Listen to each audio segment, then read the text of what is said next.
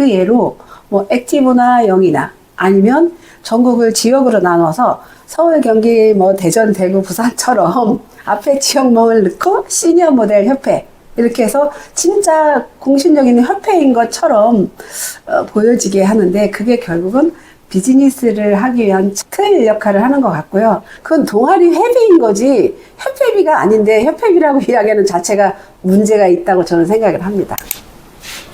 원장님, 네? 뭐 하고 계세요? 드레스 디자인 좀 연구해 보려고 구경하고 있어요. 오늘 딴 게 아니고 네? 시니어 모델 협회에 대한 질문들이 굉장히 많더라고요. 아, 많은 모델분들이 궁금해 하시는데 시니어 모델 협회는 어떤 곳이에요?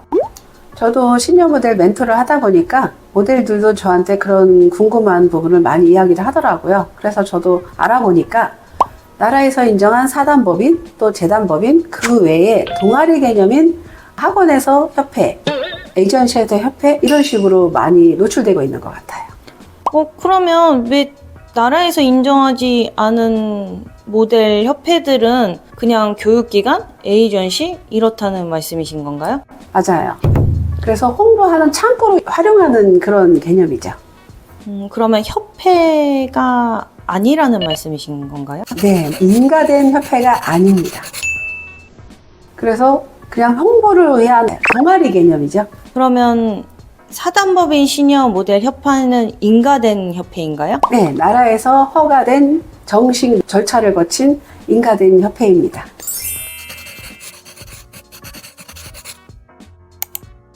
그럼 사단법인 시니어 모델 협회는 어떤 일을 하는 건가요? 나라에서 행사하는 큰 패션에 관련된 프로젝트를 할 때 협회나 기관을 통해서 업무를 부탁하는 경우도 있고 또 공식적인 루트의 어떤 자격증이나 이런 게 필요한데 어디다 대행할 곳이 없으니까 사단법 쪽에서 같이 나라랑 협업하는 그런 개념이 있는 것 같아요.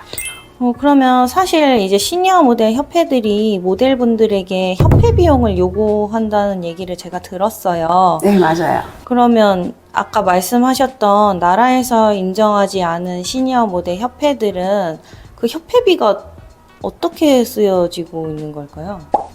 그것까지는 어떻게 쓰여지는 것까지는 제가 알 수는 없겠지만 제가 소식을 듣다 보면 협회비로 10만 원을 냈다 이런 이야기를 할 때 그건 동아리 회비인 거지 협회비가 아닌데 협회비라고 이야기하는 자체가 문제가 있다고 저는 생각을 합니다. 그러면 아까 말씀하셨던 사단법인 시니어 모델 협회는 적절하다는 말씀이신 건가요? 사단법인 시니어 모델 협회는 제가 개설하는 과정을 들여다보니까 거기에 1인당 협회비 10만 원부터 가능하다 공식적으로 되어 있어요. 그러면 사단법인 시니어 모델 협회에 지불하는 비용은 나라에서 인정을 해주는 협회 비용이라는 말씀이신 건가요? 네. 그러면 많은 시니어 모델 분들이 시니어 모델 협회에 들어가면 어떤 혜택이 있을 것 같다는 생각을 많이 하고 계시는 것 같아요. 맞아요. 그러면 아까 말씀하셨던 사단법인 시니어 모델 협회원이 되면 어떤 혜택이 있을까요?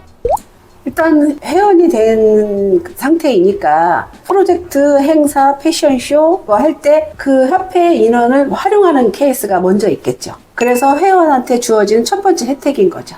그러면은 아까 말씀하셨던 사단법인 이외에 시니어 모델 협회에 협회비를 내면은 어떤 혜택이 있나요? 그거는 내가 직접 하는 게 아니기 때문에 제가 뭐 이익이 있다 없다 이렇게 말할 수는 없지만 어떤 형태의 그걸 비슷하게 갖추면서 협회인 척하는 느낌이 있으면서 결국은 그거는 비즈니스의 하나의 방법이라고 저는 생각을 해요. 그럼 결국 시니어 모델 협회, 사단법인이 없는 시니어 모델 협회는 동아리나 동호회라고 봐도 무방할까요? 네. 그냥 좋아하는 사람끼리 모이는 동아리인데 그거를 협회라는 틀을 붙여서 좀 뭔가 인지도가 있는 척 하는 느낌이라고 생각합니다. 그건 왜 그러냐면 사단법인은 절차상 나라에서 인정받기가 쉽지 않기 때문에 작은 동아리 모임들이 그거인 것처럼 흉내를 내는 거죠.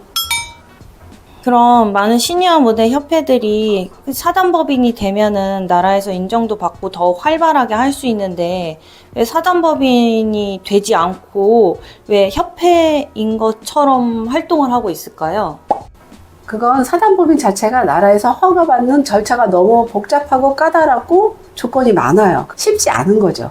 그러다 보니까 작은 동아리 모임들을 그거인 척 하는 건데, 사단법인 만드는 절차를 제가 들여다보니까 일단 기본 구성원이 50명이 있어야 되고, 이사진이 전문가가 5명 있어야 되고, 거기에 격리도 있어야 되고 27명 이상의 정회원이 모여야 된다는 굉장히 복잡하고 까다로운 절차가 있었습니다. 거기에 더 중요한 게 법인체 만드는 기본 금액이 5천만 원이 있어야 돼요.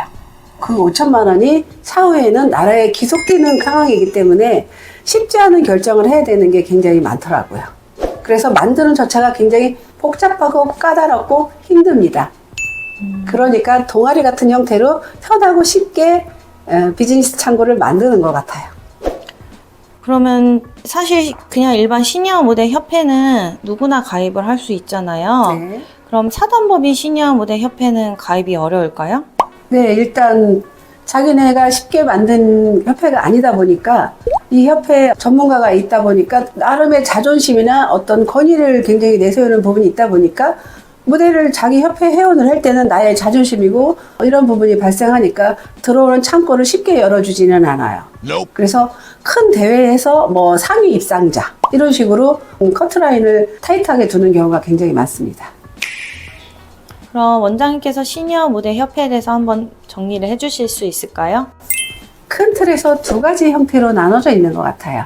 하나는 동아리 형태의 어떤 모임 형태인데 협회라고 하는 것과, 또 하나는 진짜로 나라에서 공식으로 인정된 사단법인 형태, 이렇게 큰 틀에서 두 가지 형태인데, 그 중에 이제 동아리 형태 모임은 말 그대로 동아리 모임인 건데, 그거를 협회라는 단어를 써서 좀 훈훈하게 만드는 건데, 그 예로 뭐 액티브나 영이나 아니면 전국을 지역으로 나눠서 서울, 경기, 뭐 대전, 대구, 부산처럼 앞에 지역명을 넣고 시니어 모델 협회, 이렇게 해서 진짜 공신력있는 협회인 것처럼 보여지게 하는데, 그게 결국은 비즈니스를 하기 위한 틀 역할을 하는 것 같고요. 근데 그 안에서 뭐 말 그대로 좋아하는 거를 동아리 형태로 모여서 같이 뭐 활동을 하는 거는 좋다고 봅니다. 하지만 그 안에 들어있는 비즈니스에 활용된다는 거를 인지한 상태에서 하시는 게 맞는 것 같습니다.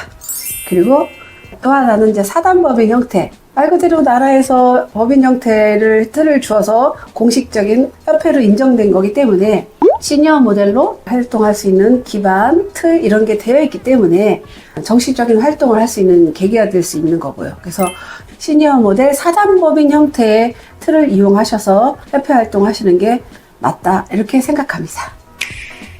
오늘 시니어 모델 협회에 대해서 궁금한 점 말씀드렸는데요. 내용이 좋았다면 구독, 좋아요 남겨주시고요. 또 더 궁금한 점 있으시면 댓글 남겨주시면 답변 드리겠습니다. 그럼 다음 영상에서 또 봐요. 안녕.